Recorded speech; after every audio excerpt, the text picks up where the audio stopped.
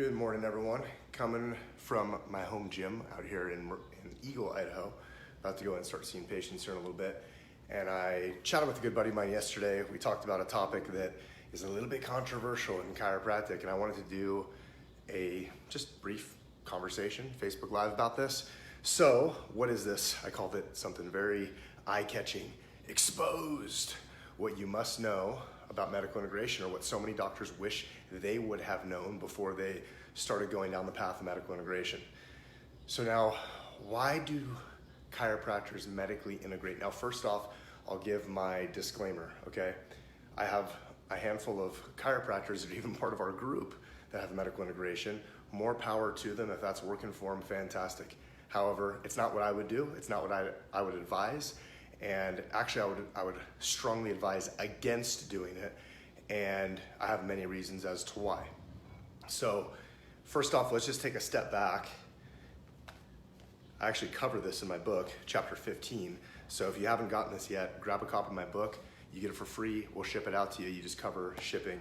It's called Move All Secrets. It's chapter 15. It's about departmentalizing, okay? Departmentalizing your clinic. I'll show you. I have a little picture that I drew in the beginning of that chapter. It's page 101. And let me flip this around. We'll talk about it. Departmentalizing. So let's flip this. And we'll go here. Adjust this so you can see what's going on. My handy dandy tripod here for Facebook Live. Okay. Cool. So we think it's this choice you have to make. If you want to be more successful in practice and you don't want to just keep doing what you're doing, you have to see an insane amount of high volume. And there's some pretty well-known chiropractors out there that have done this. They've sustained this for several years, and then they stop. And why do they stop? Because the human body cannot sustain seeing super high volume, over 1,000 visits per week for very long. And as much as you can be as principled as you want to be, whatever your business model is, your philosophy, your body will break down if you do something repetitiously that many times. It's exhausting. And the tough thing is if you ever want to move out of your practice one day or bring in other doctors, it's tough to find other individuals that can sustain that, because those are like the diamond in the rough. It's very tough to find someone who can maintain or sustain that level of work, that workload. And there's other reasons why I think the high volume model is broken and bad. It's because I feel like it's incomplete care for the patient. I feel like patients want more. I feel like it hurts really chiropractic as a whole as far as what the public thinks of chiropractic. Now, believe me, I know arguments every way. I did adjusting only for my first 7 years of practice, and I got into corrective care, like true corrective care, not generic one size fits all. Everyone does the same type of corrective rehab in the clinic, but actually like an evidence-based approach that is based on assessments of each individual, x-ray analysis, understanding what's going on with them, and then applying interventions based on that individual, which takes a lot more brain power, time, systems, all that sort of thing. And I like doing that. I feel like that's a much more rewarding way to practice. So believe me, this whole Facebook Live is like the world according to me. So some of you are gonna totally disagree with me, and that's fine. Comment, let me know, yell at me, call me out, whatever you wanna do. We'll start this conversation, but to be honest, I think I'm right.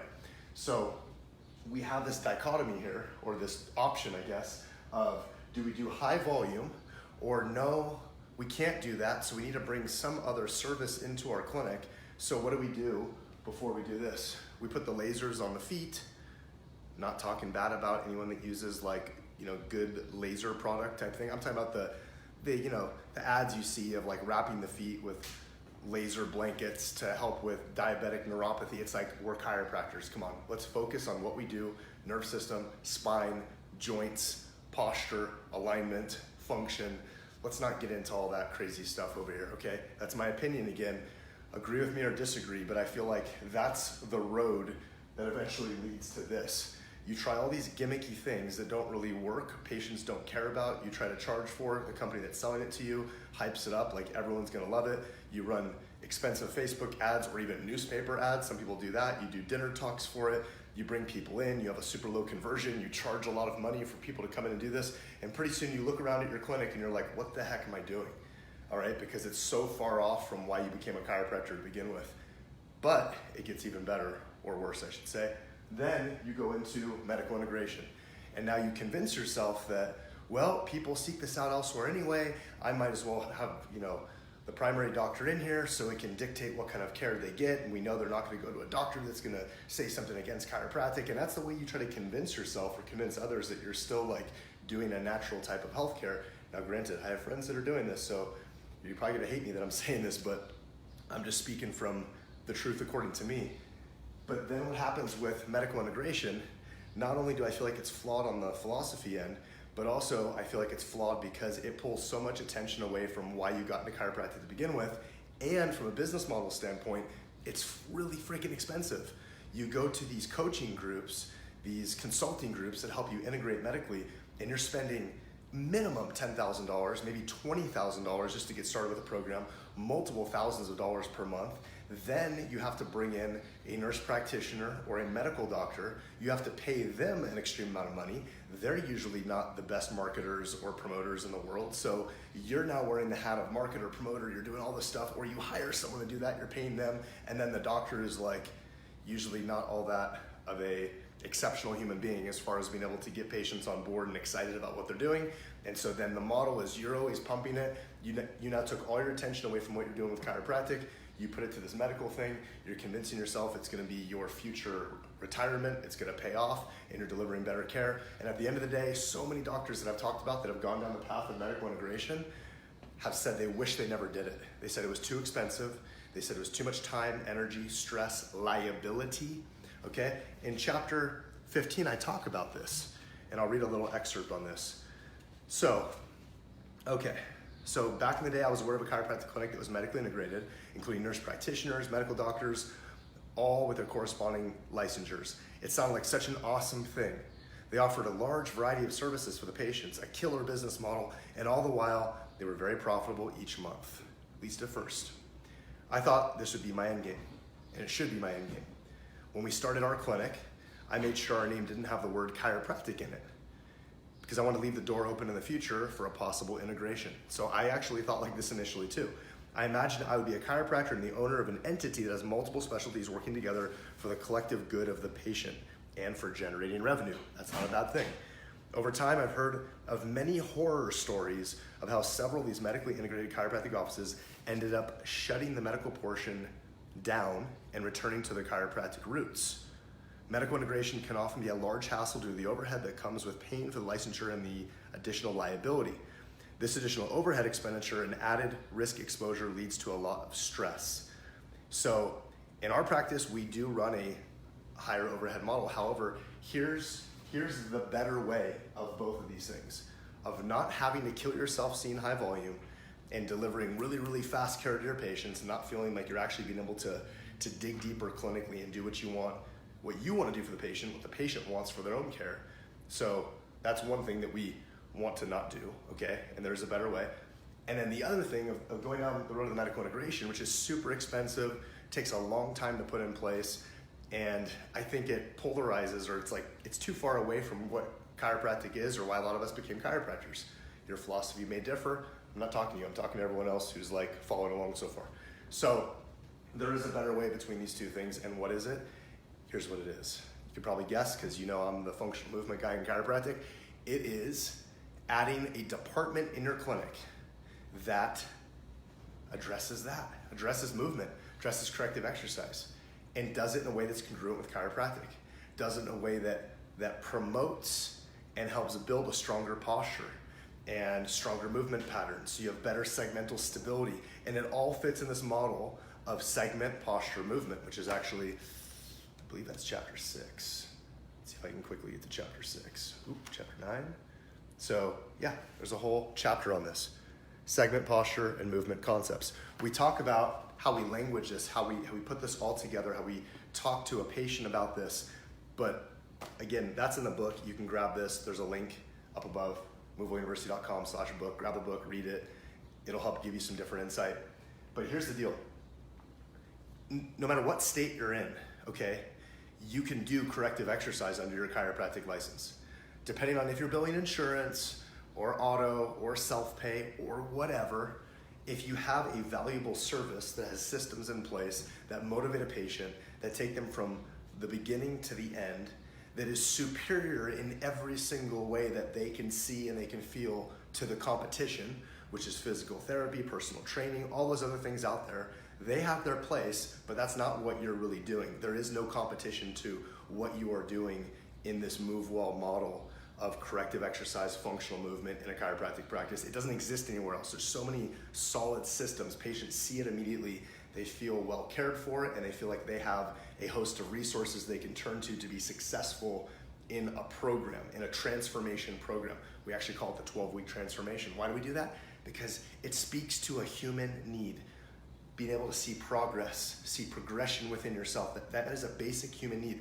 That's why all these reality shows on TV are so popular, of like The Biggest Loser, The Voice, like all these transformational TV shows where you see someone starting here and you watch them transform and you just can't turn it off, you can't stop watching, because it fulfills a human need that we all have, which is transformation. And the thing that we're missing in our chiropractic practice is objective measures in the beginning and things you can measure and show progress along the way, ways you can gamify it, make it fun, have resources, and speak the language that people already understand and are already seeking out, which is movement. Everyone understands this universal language of movement. They understand that movement equals health. They understand if they can't move well, which they can feel that, that's not good, and they want to feel better and they want to move better, and that is a piece of the chiropractic picture, big time. So you don't have to do this. This thing is going to be short-lived. At some point, there's going to be so much hassle and so much scrutiny and so much red tape to go to this. This is going to be a thing in the past. We're going to look back, like in the future, we're going to look back and we're going to say, remember when all those groups try to get chiropractors to medically integrate, right? And kind of pull us even further away from what we're trying to do with chiropractic? Well, this, I believe, is short-lived. And I'm telling you this, if you're on the fence and you're thinking, man, I need to do something different in my practice, and I'm considering medical integration, I'm hoping that this little talk that we're doing right now helps tip you and kind of like makes you sit on the idea until it goes away type thing, and shows you there is a better way. If you want to add something to your practice that's actually going to help your patients tremendously, you do it under your license. You can bill for it depending on what state you're in, okay, depending on what type of service extender or whatnot that you have, and talk with your compliance person in your state, okay, it differs, varies state by state. But even all that aside, if you're a complete patient self-pay cash practice, all right, you can do this and patients will value it and they will pay for it. That's another fear that so many doctors have, is like, are patients going to want it? Man, I think we even talk about this in our book. Let me just look real quick, because I'm pretty sure I have a chapter dedicated to it. Hold on. This is good, because it ties, oh, yeah, okay, here it is, page 72. All right, I have a chapter dedicated to it. It's called The Nobody Will Care Objection. It says, functional movement is cool, and this, okay? So it's, the fear is you're gonna spend all this time developing this stuff and working out all those details, and your patients are going to see no value in it. And I talk about a whole chapter of how that is a false belief. All right, it's based on fear, and it's based on lack of experience of doing this the right way. We have done this for a long time in our practice. We have tweaked it, refined it, and it is a well-oiled machine, and we teach other doctors how to do it as well. So anyway, if you're interested, reach out to us, MoveWellUniversity.com, grab the book, MoveWellUniversity.com/book. We just recently are changing the brand and the name to Move Now University. So you can check out our new website, which is MoveNowU.com, and we have a lot of big stuff coming out. We're going to be traveling the country this next year. We're going to be at a lot of, I think, bigger events. You're going to be seeing more and more of this. This is only growing. We have more and more doctors reaching out to us that are interested in this, that want to add this to their practice. They want to do a functional movement integration, okay? So, functional movement, that is the future, I'm telling you. I remember when I first started hearing about this, or hearing that term, I said, that's it. We have to capitalize on that. And ever since then, I haven't slept. That's where every waking moment has gone into, how do we make that go into chiropractic? Because even these other groups out there that instruct and teach and talk about things in functional movement, and there's a bunch. They do not do this specifically for chiropractic, and they do not do this with the systems that we've set up that make it ironclad. Patients want it, they value it, they follow it, they refer other people, and they pay for it. Okay, so Dr. Todd from Move Now, or Move Well, whatever you want to call it. Okay, we're switching over to Move Now. Appreciate you all. Comment below. Let me know if this helps you. Send me a message. Share this with someone. Share this with another chiropractor you know who's like on the fence with this. We'll talk soon.